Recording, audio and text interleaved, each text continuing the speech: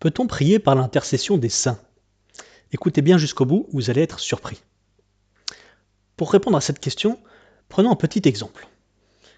Imaginons un royaume dans lequel nous sommes et nous voulons demander une faveur au roi. Eh bien, il y a deux possibilités. Soit nous demandons une audience et nous allons demander directement une faveur au roi, soit, d'une manière un peu plus stratégique, nous allons essayons de trouver un des proches du roi, un de ses amis, un de ses ministres, sa mère par exemple, et essayer de la convaincre de demander cette faveur à notre place. Vous savez, dans la vie de tous les jours, on utilise ce stratagème. On se dit, je n'ose pas lui parler, j'ose pas lui demander, est-ce que toi qui le connais mieux que moi, est-ce que tu voudrais pas lui demander à ma place? Et on sait pourquoi on fait ça, parce qu'on sait que ce genre de stratégie a plus de chances d'y arriver. Eh bien avec Dieu c'est pareil, il est plus enclin à répondre aux prières de gens qui sont plus proches de lui, de ceux qui l'ont plus aimé. Plus on aime Dieu, plus Dieu est enclin à nous accorder ce que l'on demande. Et voilà ce que c'est prier par l'intercession des saints. C'est aller demander à un de ses meilleurs amis. Vous savez que les saints sont les meilleurs amis de Dieu, surtout maintenant qu'ils sont au ciel. Et eux qui sont si proches de Dieu, nous savons que si ils demandent la faveur que nous voulons à notre place, eh bien, nous avons encore plus de chances de l'obtenir.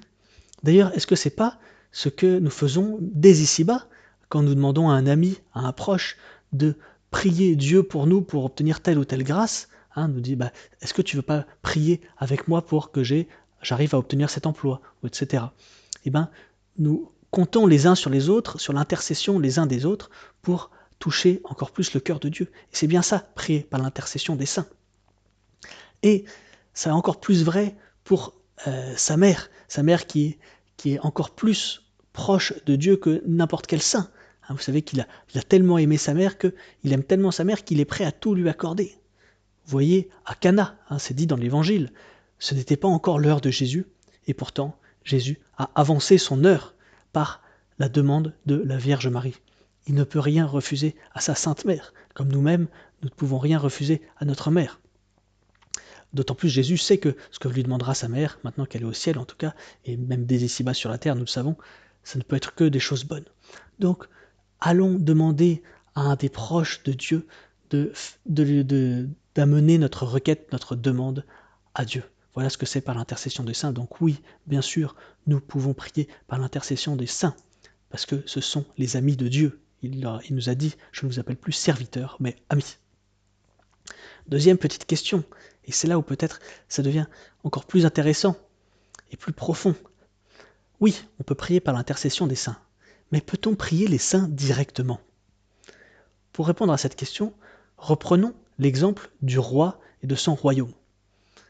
Le roi, il ne gère pas toutes ses affaires par lui-même, non. Il prend des gens de confiance et il leur donne des responsabilités.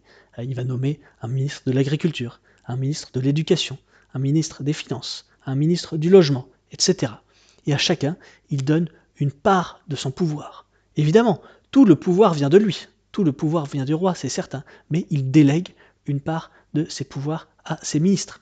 Et si un jour nous avons besoin qu'une décision soit prise concernant l'éducation par exemple, eh bien, il ne serait pas opportun, en tout cas pas toujours, d'aller directement voir le roi. Il serait plus opportun d'aller voir celui que le roi a nommé spécialement pour ça, le ministre de l'Éducation. Et lui-même, lorsqu'on lui soumet un problème, une demande, lui-même ne va pas à chaque fois aller voir le roi pour lui demander. Non, le roi lui fait confiance et l'a nommé exprès pour qu'il prenne ce genre de décision. Et donc, le ministre de l'Éducation a le pouvoir de prendre ses décisions en ce qui concerne l'éducation. Et c'est ça que Dieu fait avec nous et avec les saints. Dieu nous a créés pour nous rendre participants non seulement de sa vie divine, mais aussi de son action divine. Et il nous donne des responsabilités, dès ici-bas sur la terre, ou même dans son royaume dans le ciel. C'est ça que l'Église fait lorsqu'elle nomme un homme ou une femme comme saint patron ou sainte patronne de tel ou tel domaine. Dieu donne la responsabilité à tel ou tel saint de telle ou telle portion de son royaume. Ainsi, lorsque nous faisons de l'exégèse, nous pouvons prier saint Jérôme, qui est le saint patron des exégètes. Et Dieu lui a donné cette responsabilité de s'occuper des exégètes. Donc nous pouvons, et donc c'est lui en particulier qu'il faut prier. Nous pourrions demander évidemment à Dieu, hein, mais Dieu prend plaisir à ce que son royaume soit géré par ses créatures. Hein, rappelons-le, c'est pour ça qu'il nous a créés. Au Moyen-Âge, les théologiens juifs et musulmans disaient que les chrétiens se trompaient lorsqu'ils disaient que Dieu donne des responsabilités aux hommes.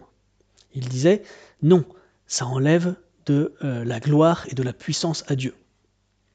Est-ce que ça enlève vraiment de la gloire et de la puissance à Dieu? Non. Les docteurs de l'Église ont répondu. Prenons les l'un après l'autre. Est-ce que ça enlève de la gloire à Dieu? Il est facile de répondre.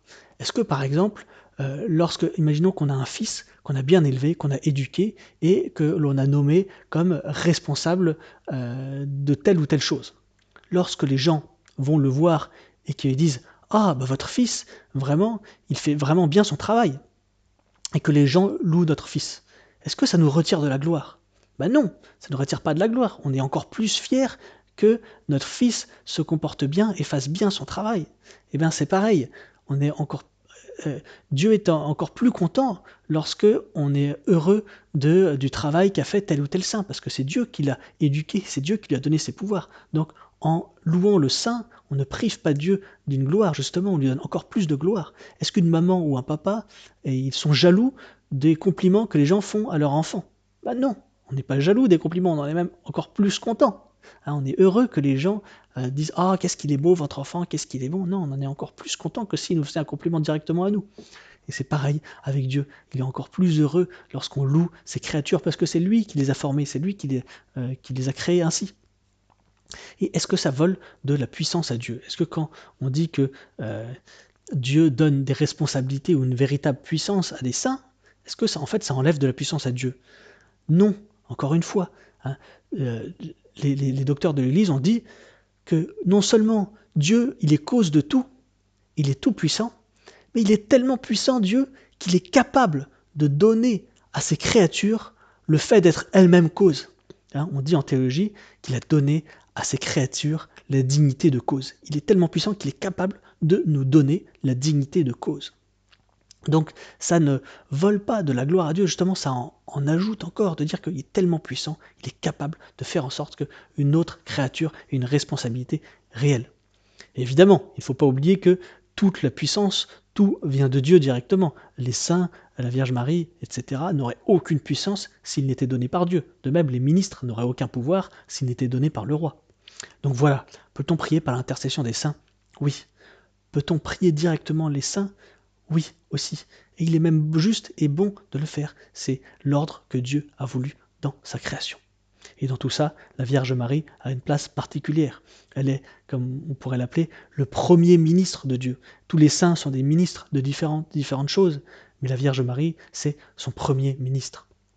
Il lui a donné la puissance, il lui a donné voilà, un trône, pas égal au sien, non, évidemment, seul Dieu est Dieu. La Vierge Marie n'est pas la quatrième personne de la Trinité, évidemment pas, mais il l'a nommée pour être responsable de sa création. Si cette vidéo vous a intéressé et vous a plu, surtout dites-le moi dans les commentaires et abonnez-vous.